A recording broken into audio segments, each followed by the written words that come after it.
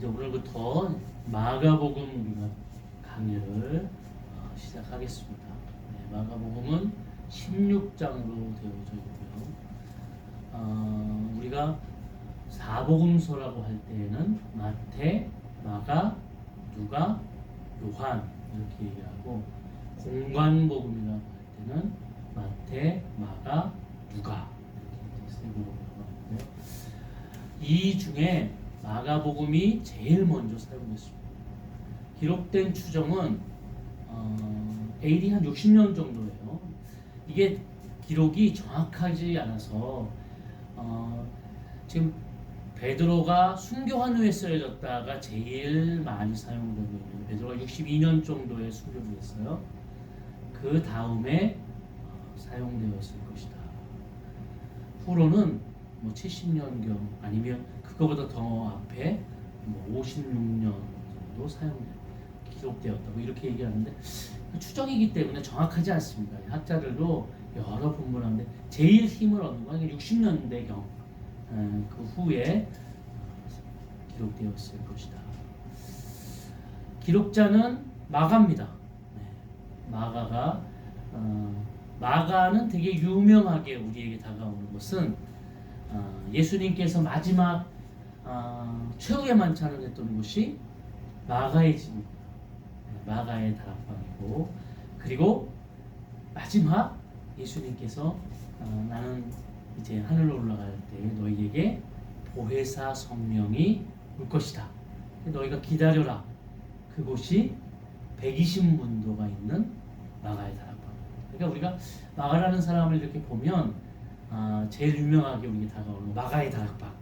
마가의 집에서 예수님께서 최후의 만찬을 하셨고, 마가의 집에서 120문도가 성령을 받는, 어떻게 보면 정말 복된 집이죠.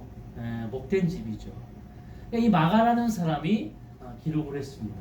근데 이 마가라는 사람은 에피소드가 있어요. 이게 뭐냐면 이 마가는 그렇게 하나님의 놀라운 역사가 이루어졌던 것처럼 마가가 이제 젊었을 때부터 길이 열립니다. 하나님께 쓰임 받을 수 있는 길이. 그런데 이 마가라는 친구는 아까도 얘기했지만 얼뜻 보기에 이 친구가 못 사는 친구는 아니구나 이런 생각이 들잖아요. 120문도가 함께 올라갈 수 있는 다락방이 있는, 그러니까 어떻게 보면 좀 부유하게 어린 시절에 이렇게 자랐을 수도 있어요. 네. 그래서 이 마가가 원래 그 마가의 이름은 요한입니다. 요한. 마가, 요한. 마가의 요한 이렇게 표현되기도 하는데, 그래서 바울의 전도 여행에 같이 갑니다. 근데 바울의 전도 여행을 갔다가 힘들었던 모양이죠. 예. 그러니까 봤을 때 우리가 전도 여행을 간다는 것은 정말 어떻게 보면 준비도 해야 되고 뭔가 체험도 있어야 되고 말이죠. 뭔가 신앙적인 어떤 그런 마음가짐, 준비가 있어야 되는데 그런 것이 없었던 것 같아요. 바울의 전도 여행 우리가 아는 것처럼 뭐가 있어서 간 게 아니잖아요. 바울이 뭐 동역자들과 갔을 때에 무슨 막 돈이 마련되어 있고 막 풍족하게 간 것이 아니라, 바울도 가는 곳마다 돈이 없으면 그냥 천막 깃는 일을 하고 자비량으로 선교를 하고, 그래서 자급하는 것으로 이제 선교를 했기 때문에 어렵죠. 그러니까 이 마가가 선교하다 말고 말하자면 도망간 거죠. 다시 돌아갑니다. 로마로. 그러니까 이제 바울이 아주 그냥 대노를 하죠. 절대 다시 데리고 오지 말라고. 절대로는 같이 못 간다고 막 대노를 합니다. 그리고 나서 이제 그 중간에 바나바가 아니다 이제 얘기를 했겠죠. 제가 얼마나 이게 아직 어리고 그러면서 한마디 하지 않았겠어요. 네 올챙이적 생각도 해라 뭐 이런 얘기 하지 않았겠어요. 그 자세한 성경은 안 나오지만 바울이 사울 되었을 때 넌 어떻게 했냐. 그래도 사울은 진짜 열심히 특심이었는데, 잘못된 것에 열심히 특심이어서 예, 그렇게 이제 합니다. 그리고 바울은 2차 여행을 떠나고요. 바나바는 마가를 데리고 전도 여행을 갑니다. 예, 그러면서 이 마가가 누구를 만나게 되냐면 베드로를 만나게 되고요. 이 베드로의 통역관을 해요. 이 마가가 베드로의 통역관을 합니다. 그러니까 이제 그 마가는 로마 말도 하고 하니까 통역관을 하면서 이 어떻게 보면 이 베드로를 옆에서, 그러니까 모세 옆에서 수종을 들면서 그 모세의 그 놀라운 역사, 하나님의 놀라운 역사를 바라봤던 여호수아처럼 이 마가는 베드로 옆에서 통역관을 하면서 베드로의 놀라운 역사를 바라보게 되고, 그래서 이 베드로가 이 뒤에 보면 이렇게 얘기를 합니다.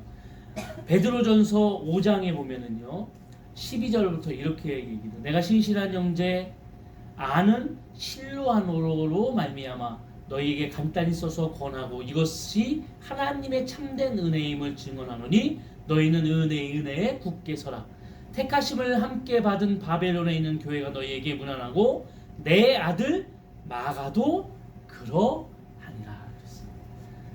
그러니까 사도 바울에게 있어서 영적으로 아들이라고 지칭하는 자는 디모데입니다. 디모데.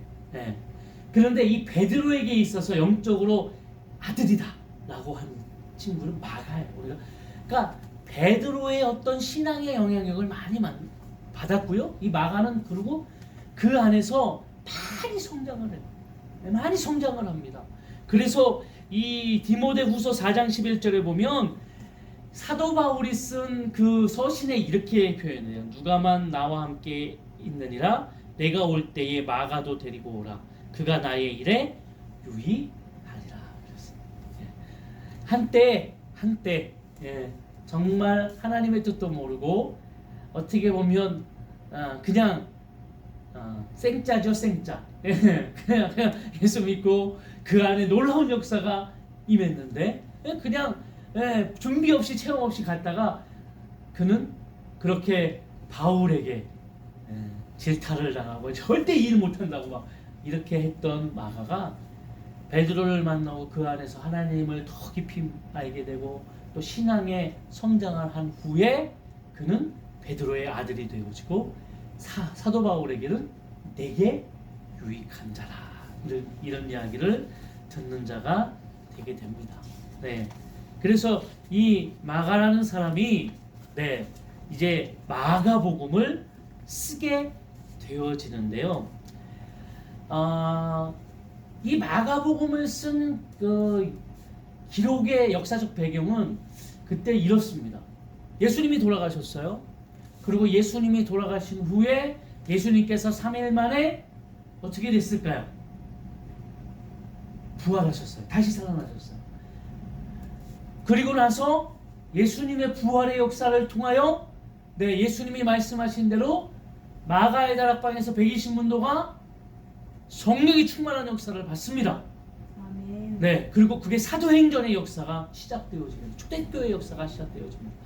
그리고 나서 초대교회 역사가 시작되어져서 쭉 가다가 사도행전 8장부터 보게 되어지면 예루살렘 교회에서부터 박해가 심하게 이루어집니다. 박해가. 근데 그 역사적 배경 속에 이 박해가 심하게 이루어지는 배경 속에 누가 나타나냐면 네로가 나타나게 됩니다. 네로. 그러니까 그게 그 전에 네로가 이제 불을 지르잖아요, 로마에. 그 불을 다 질러놓고 그 나중에 그것을 누구에게 다 떠넘깁니까? 크리스찬, 기독교인들이 이제 다 지어주렸다. 그래서 이게 안과 밖으로 기독교인들이 수없이 고초를 받습니다. 그래서 그 다음에 성경에 보면 어떤 역사가 일어나냐면 베드로가 말이죠. 베드로가 이제 끌려가게 되죠. 그리고 이제 그들이 어디에서 예배를 드리죠? 가다. 박해를 떠나서 지하 동굴로 다 숨게 됩니다. 바위가 있는 막 사람이 살 수 없을 정도의 그런 곳에 불을 파고 말이죠. 다 카타콤에 다 숨게 된 거죠. 예, 그 당시에 그것을 배경으로 해서 지금 이 마가복음이 쓰여져요. 어떻게 고난받는 그들, 지금 너무나 힘든 그들에게 예수님이 돌아가시고 나서 그 예수 그리스도의 돌아가신 죽음과 부활의 역사를 믿는 그들을 통하여, 그러나 그들의 삶은 지금 역경과 고난을 통하여 너무나 많은 어려움을 당하는 그들을 통하여 지금 다시 그 예수님의 놀라운 역사와 은혜와 그 예수님의 능력과 그름을 통하여 우리가 이 어려움을 능히 이겨낼 수 있기를 해요. 그래서 마가복음이 쓰여지는 거예요. 그런데 그래서 보게 되어지면은요, 이 공감복음, 우리가 사복음 했을 때 다 특색이 있잖아요. 마태복음은 제일 처음에 쓰여져서 뭘로 시작합니까? 예수 그리스도의 족보로 시작해요. 그래서 구약부터 누가 낳고 누가 낳고 쫙 하면서 예수의 세계라 족보를 이렇게 하면서 그 다음에 어떻게 시작됩니까? 예수님이 이 땅에 오시는 것부터 시작됩니다. 누가복음도 그렇게 시작돼. 누가복음은 조금 처음에 형식이 다르잖아요. 어떻게 다르냐면 누가복음은 데오빌로 가카야에게 이렇게 시작해요. 그러니까 누가복음은 어떤 그 믿지 아니하는 로마의 어떤 굉장히 고위 장군에게 서신을 보내는 걸로 시작돼요. 의사인 누가가 서신을 보내죠. 그래서 시작되면서 예수 그리스도의 이 땅에 나심부터 누가복음이 시작됩니다. 그런데 오늘 마가복음은 독특하게 이 공간복음 중에 뭘 먼저 시작됩니까? 1절 우리 다 같이 한번 읽어볼까요? 하나님의 아들 예수 그리스도의 복음의 시작이라. 그냥 완전히 이 앞에 뒤에 말하자면 배경 다 잘라먹고 딱 처음부터 그냥 간단 명료하게 중심이 되는 것을 씁니다. 그런데 여러분 여기서 우리가 딱 느낄 수 있는 게 있지 않나요? 그 어디서 많이 봤던 건데 하나님의 아들 예수 그리스도의 복음의 시작이라. 예수님이 마태복음 18장에 보면은 베드로에게 묻습니다.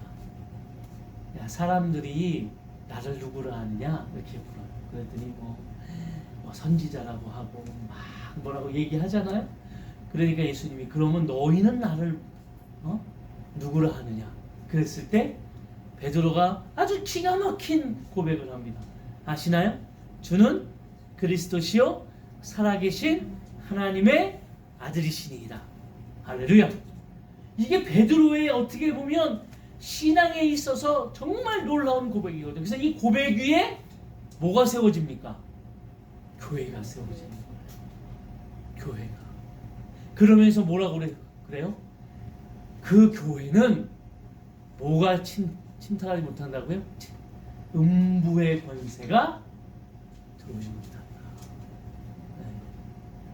오늘 교회는 예수 그리스도의 그 피 묻은 역사, 예수 그리스도의 놀라운 그 은혜가 하나님의 분명한 죄사함을 통하여 창세기에서 인간이 원죄를 짓고 그 죄악을 통하여 인간이 살아가는 인생 속에 그 사단의 그 죄가 악한 것들이 인생들을 계속적으로 하나님을 온전히 바라보지 못하게 합니다. 우리는 영적 전쟁을 하는 거예요. 그래서 수많은 어린 양과 수많은 대속물들이 필요했던 겁니다. 그런데 예수 그리스도가 이 땅에 오셔서 그 하나님의 아들 예수 그리스도가 단 한 번에 십자가에 달려 돌아가심을 통하여 이제는 그 수많은 대속물이 필요 없고 단 한 번의 그 희생으로 모든 것이 다 완벽하게 해결되었습니다. 아멘. 이것이 주는 그리스도시요 살아계신 하나님의 아들이십니다라고 고백하는 놀라운 고백 가운데 들려지는 겁니다. 제가 얘기했잖아요. 신약과 구약 사이에 몇 년 동안의 암흑기가 있었다고요? 중간기가 있다고요? 400년의 중간기가 있습니다. 그것을 종교의 암흑기예요. 예. 하나님께서 임재하지 아니하시고 하나님께서 아무것도 하시지 않는. 그래서 사람들은 그 안에서 하나님을 잃어버리고 그 안에서도 믿음을 지키고 그 안에서도 뭔가 신앙을 지키고 들려오는 구전 속에, 그러니까 말이죠, 그런 거잖아요. 애굽에서 430년 동안 종살이했던 이스라엘 백성들이 하나님이 무엇을 들었다고 그랬어요? 그들의 신음소리. 그 신음소리는 다시 얘기하면 우리를 구원해달라고. 이 어려운 상황에서 우리 그런 얘기 하잖아요. 하나님이 계시다면 이 어려운 상황 속에서 우리를 구원해 주옵소서. 그 신음소리가 그 400년 후에 이 땅에 하나님의 아들입니다. 그러나 400년 동안 그것을 몰랐던 그들은 하나님의 아들 예수 그리스도를 천대하죠. 멸시하죠. 침을 뱉고 채찍을 때리고. 그렇지만 그 예수 그리스도의 그 행적과 발자취와 그 예수 그리스도의 그 은혜와 희생은 오늘 놀라운 역사를 우리에게 선물로 준 겁니다. 그게 구원입니다. 구원받은 백성으로서, 오늘 하나님의 자녀된 백성으로서, 다시 회복된 백성으로서 우리가 무엇을 어떻게 살아야 할까? 이것이 복음이죠. 유앙겔리온, 복된 소식. 그러니까 지금 고통당하는 그들에게, 지금 이 노마의 압제 속에서, 수많은 어려움 속에서 지하 동굴에 숨어서 물고기 그림을 그리며, 이투스라는 물고기 그림을 그리며 서로 신분을 속이고, 노마의 그 경기장에서 죽음을 맞이하는 많은 그런 믿음의 선진들을 바라봅니다. 그들이 그 고통 속에 벌벌 떨고 있는 그들에게 오늘 이야기하는 거죠. 예수 그리스도의 그 복음, 그 복음이 오늘 우리를 구원하는 능력의 메시지다. 능력의 메시지. 그래서 마가복음은 하나님의 아들 예수 그리스도의 복음의 시작이다. 이것을 쓰면서 너희가 지금 다시 한번 이 복음의 놀라운 역사를 너희가 다시 깨달았으면 좋겠다. 그래서 이 서문은 여기 아주 간절하지만 아주 정말 그 최대한의 그 마음이 담겨져 있는, 그 상황을 이기고자 하는, 지금 우리의 상황 속에서 승리하고자 하는 그런 중심이 담겨져 있습니다. 그래서 어떤 신학자들은 최고의 선물이다 이렇게 얘기하는, 서론이다라고 얘기하는 신학자들도 있어요. 네. 자, 이렇게 시작합니다. 그러면서 이것을 시작하면서 누구를 제일 먼저 소개하냐면 세례 요한을 제일 먼저 소개합니다. 근데 이 세례 요한은 오늘 보면 2절에 선지자 이사야의 글에 보라 내가 내 사자를 내 앞에 보내노니 그가 내 길을 준비하리라 그랬습니다. 그러니까 예수 그리스도가 이 땅에 오실 때에 그 앞길을 준비했던, 예비했던 사람에 대해서 소개하는데, 마가는요 이 세례 요한을 바라보면서 이 사람은 정말 나와 같은 어떤 그런 비슷한 사람인데, 세례 요한은 대제사장의 아들입니다. 사가랴의 아들인데 어떻게 보면 그 당시 대제사장은 살만합니다. 부유한 사람이었어요. 그런데 이 부유한 모든 것을 다 버리고 그가 어디로 나오냐면 광야에 나와요. 그래서 3절에 광야에 외치는 자의 소리가 있어 이르되 너희는 주의 길을 예비하라. 그의 오실 길을 곧게 하라. 기록된 것과 같이 세례 요한이 광야에 이르러 죄 사함을 받게 하는 회개 세례를 전파하니. 그러니까 이 사람은, 세례 요한은 그냥 그름을 통하여 광야에서 살아가는 인생이에요. 그치, 마가를 보면서 나도 좀 부유한 집에서 했는데 자기는 전도 여행에 갔다가 실패를 했어요. 그리고 바나바를 통하여 베드로를 만나요. 베드로를 만남을 통하여 그의 통역관임을 하면서 그 안에서 놀라운 하나님의 역사를 발견하게 되고 그 신앙의 중심이 되어지는 주는 그리스도시요 살아계신 하나님의 아들이시라는 이 말씀을처럼 마가복음을 그렇게 시작하는 거예요. 그러면서 첫 번째 인물이 세례요. 자기와 조금 다른 인생이죠. 네. 그 당시 모든 자의 삶과 다른 인생이에요.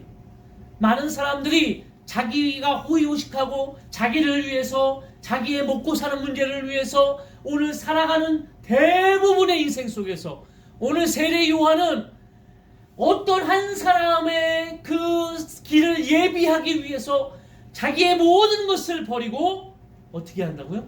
광야로 나가는 거예요. 그러면서 마가가 하고 싶은 것은 우리가 인생을 살아가면서 그 복음을 통하여 살아가는 인생이 되어진다면 우리는 두 가지를 분명히 깨달아야 되는데 그 중 하나 첫 번째가 소명이 있는 삶을 깨달아야 된다.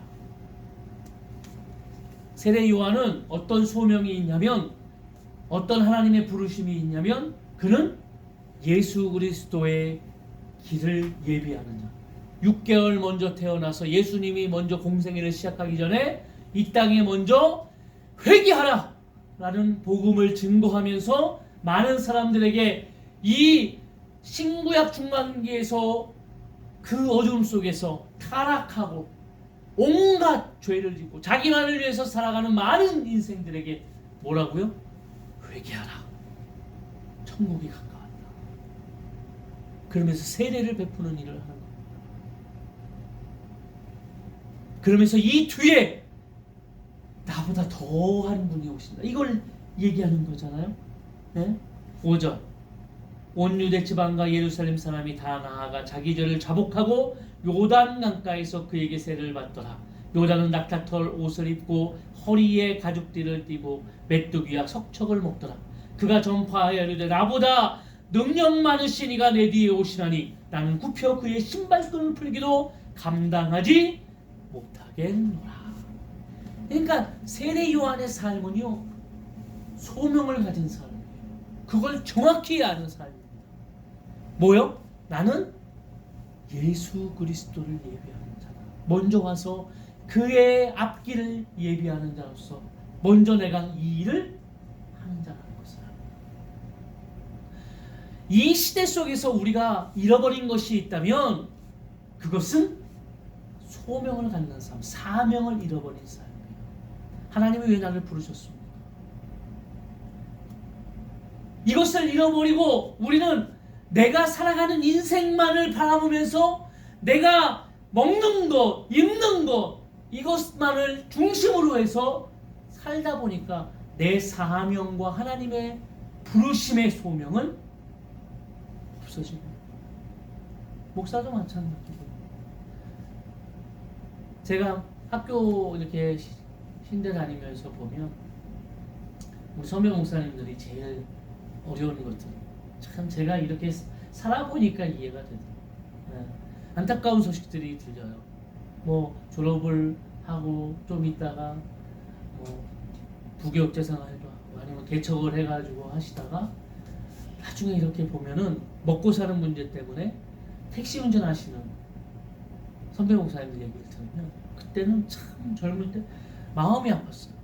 아유 어떻게 사역하시다가 그렇게 됐을까. 그러면서 나는 마음으로 그렇게 생각했어요. 아유 나는 저렇게 하지 말아야지라고 했는데 저도 택시 운전을 해봤고요. 네. 근데 그때 마음은 모르겠으나 제가 그냥 드는 이 마음은 뭐냐면 소명이 있는 것과 없는 것의 삶의 차이가 엄청 커요.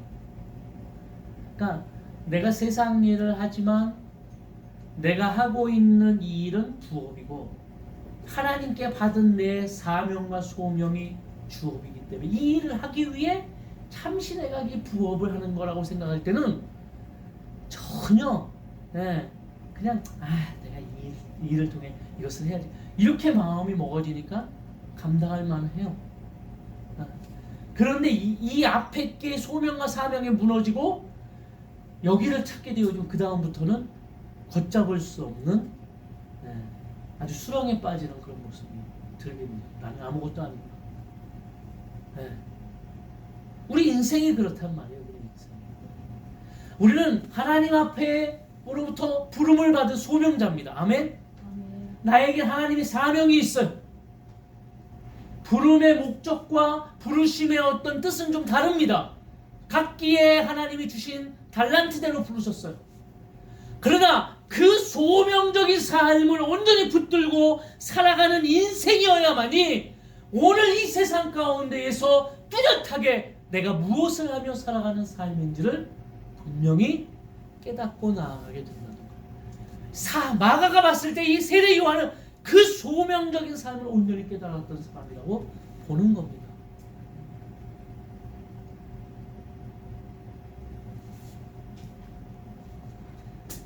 또 두 번째로 소명이 삶의 목적이고 그 삶의 존재이었던 세례 요한이 두 번째로 살았던 삶의 모습은 가졌던 건 단순한 삶입니다. 세례 요한은 아까 제가 잠깐 얘기했지만 6절부터 보면 요한은 낙타털 옷을 입고 허리에 가죽들을 띠고 메뚜기와 석청을 먹더라. 쉽게 얘기하면 그런 거죠. 지금이라도 집에 돌아가면 그냥 잘 먹고 잘 살 수 있어요.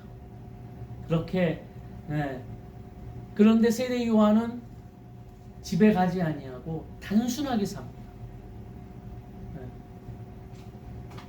왜냐하면 나는 단지 지금 나그네와 같이 이 세상 가운데에서 하나님의 부르심에 따라서 사용되어지고 또 그것을 통하여 나아가게 되어지면 내 삶은 다 마무리되어지는 것이다.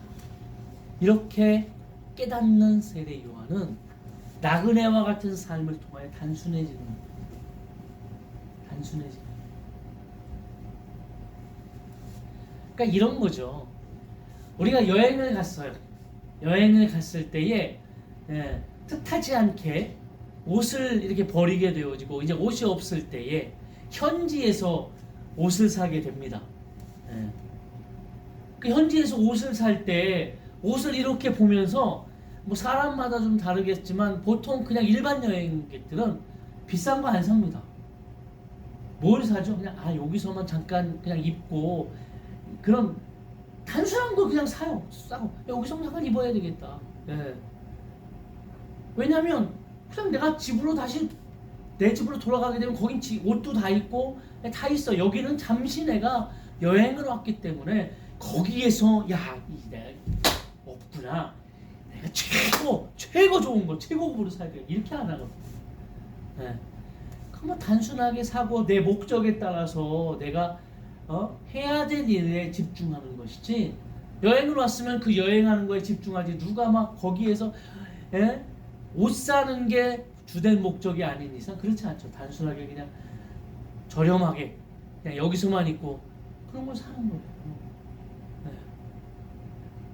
우리 인생이 이 세례 요한은 그런 겁니다.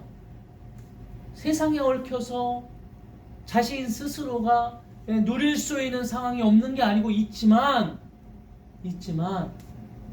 그것보다 그냥 내가 단순하게 내가 가진 것에 대해서 감사하고 그럼을 통하여 살아가는 인생을 살아가야 돼요. 그러면서 세례 요한이 갖는 가장 중요한 것은 낮추는 삶이에요. 겸손한 삶. 그러니까 세례 요한은 나를 드러내는 것이 아니라 내 뒤에 오는 예수 그리스도가 더 빛날 수 있기를 위해 나를 가장 낮은 자의 모습으로 낮추는 거예요. 그게 가능했던 것은 세례 요한은 모든 것을 다 내어버리고 내가 무엇을 위해 사는 인생인가를 분명히 깨닫게 되어질 때 그렇게 살아갈 수 있게 되어지는 거죠.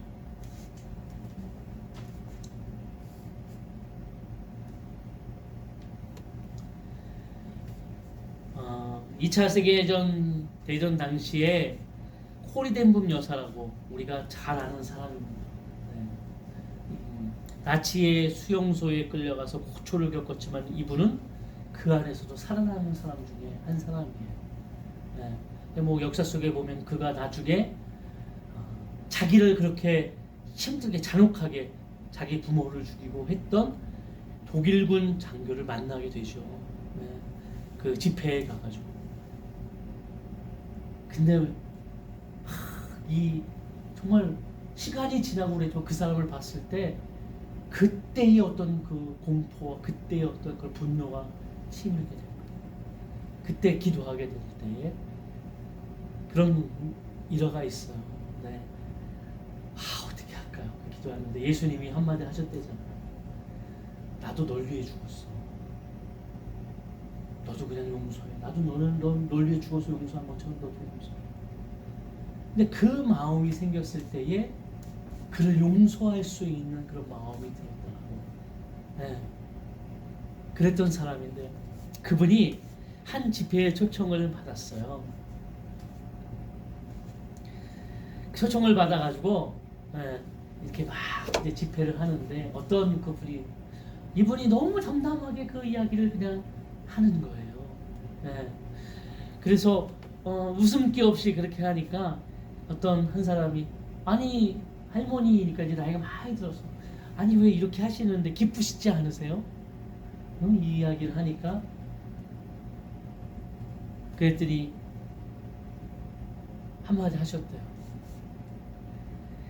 나귀가 착각하면 쓰겠다 이렇게 하셨대요. 그러면서 그 이야기 속에는 예수님을 태운 나귀는 나귀일 뿐이지 오늘 예수 그리스도가 예루살렘에 입성하는 동안에 예수님을 태우고 그냥 그 예루살렘에 입성하는 그냥 한 마리의 나귀처럼 사용될 뿐이라고 생각을 하는 거죠.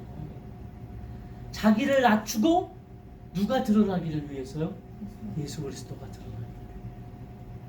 이것을 우리가 온전히 이루기 위해서 우리는 단순한 삶을 살아야 되고 겸손한 마음을 가져야 됩니다. 근데 오늘 지금 교회들은 성도들은 반대죠. 어떻게 반대입니까? 많은 것을 얻기 위해 복을 구하고 또 그 복을 구하는 자들이 그 안에서 뭔가를 드러내기 위해서 교회에서도 한없이 그러니까 예수 그리스도의 놀라운 역사와 영광을 드러내기 위해서 사는 것이 아니라 자기의 업적이나 자기의 성공 이런 것이 드러내기 위해 그것을 몰라주고 알려지지 않으면 뭐 듭니까? 시험 들죠. 시험 들어요. 교회에서.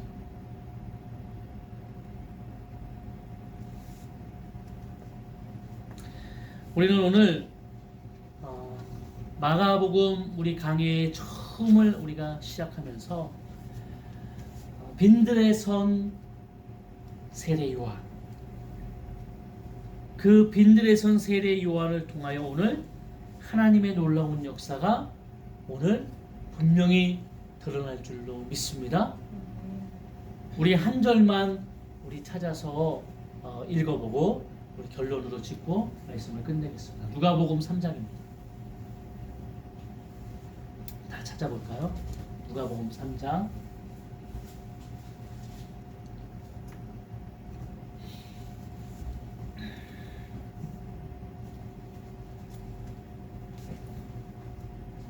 우리 1절부터 2절까지 우리 한 목소리로 합독합니다.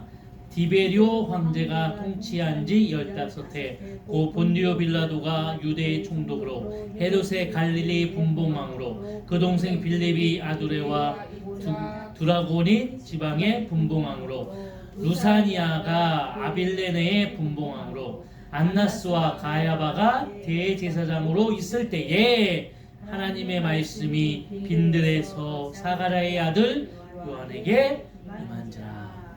아멘. 아멘. 이 말씀이 어떻게 보면 오늘 요 마가복음을 하면서 핵심적으로 이 세례 요한을 통해서 하고 싶은 겁니다. 그 당시의 통치자들, 그 당시의 권력자들, 그 당시에 가장 힘 있는 자들이 다 쓰여 있어요. 그런데 중요한 것은 이 누가복음 속의 마지막 요 구조를 넣기 위해 그 앞에 거를 쓴 겁니다. 그렇지만 하나님의 말씀은 어디에 임했다고요? 빈들에 서 있는 사가랴의 아들 요한에게 임했다. 할렐루야. 오늘 하나님의 그 말씀은, 하나님의 능력은, 하나님의 역사는 오늘 그 로마에 있는 성도들에게 이야기하는 거죠. 지금 카타콤에 있는, 지금 어려움을 당하는, 고난을 당하는 그들의 삶 위에 누구의 말씀이 임한다고요? 하나님의 말씀이고요. 할렐루야. 오늘 저 통치자들, 저 능력 있는 자들, 저 힘 있는 자들, 저들에게 그 말씀이, 그 권세가 임하는 것이 아니라 오늘 빈들에 서 있는 것처럼 가장 초라하고 어떻게 보면 많은 사람들에게 있어서 정말 왜 저렇게 지질이 궁상처럼, 세례 요한이 그렇지 않겠어요? 그 광야에서 살아가는데. 그러나 하나님의 말씀은 그에게 임하여지게 됩니다. 오늘 하나님의 말씀이, 그 복음이 예수 그리스도, 하나님의 아들 예수 그리스도의 그 복음의 시작이 오늘 우리 가운데에 빈들에 서 있는 세례 요한같이 우리들의 인생 가운데 오늘도 임하여질 줄로 믿습니다. 그럼을 통하여 오늘도 하나님의 소명을 다시 한번 깨달으시고 그 소명과 사명을 가지고 내가 어떻게 살아가는 인생이 될 것인가, 그거를 깨달으시고 오늘도 단순하고 나를 낮추는 그런 삶을 살아가시기를 주의 이름으로 축원합니다. 아멘. 그러니까 진리는 아주 단순해져요. 진리는 아주 단순합니다. 오늘 그런 놀라운 역사가 우리 가운데에 임하여질 줄로 믿습니다. 자, 우리 시간에 하나님께 시선 결단하며 찬양합니다.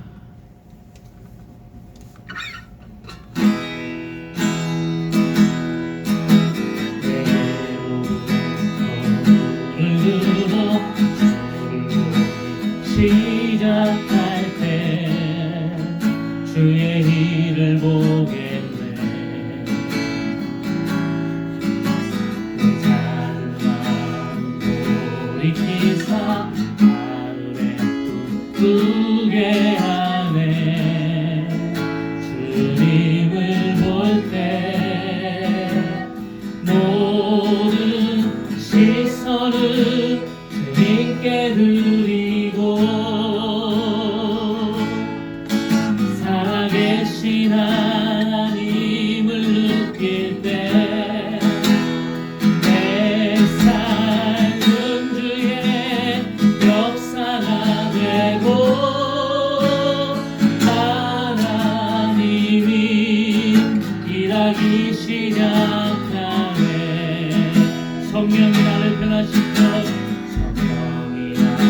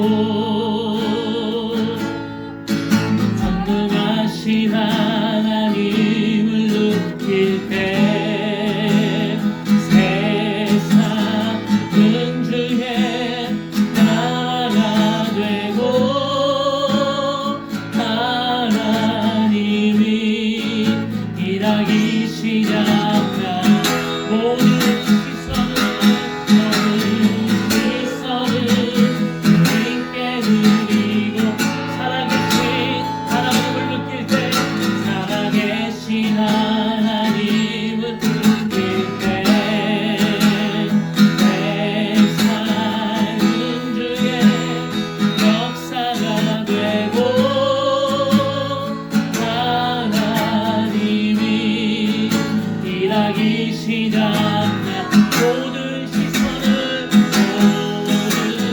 시선을 주님께 드리고 전능하신 하나님을 느낄 때 전능하신 하나님